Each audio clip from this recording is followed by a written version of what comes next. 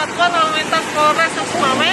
Mohon izin melaporkan situasi terkini pada hari ini Minggu tanggal 8 Mei tahun 2022, tepatnya pada pukul 12.00 waktu Indonesia Barat. Mohon izin melaporkan situasi arus lalu lintas di daerah Jembatan Gunung Salak, tepatnya pada kilometer 32 saat ini terpantau ramai lancar. Diperkirakan kemacetan mencapai 500 meter dari arah Bener Meriah menuju ke Lok Sumawe. Sedangkan dari Lok Sumawe menuju ke Bener Meriah, volume kendaraan yang dilewati jalan lintas masih belum meningkat volume kendaraannya.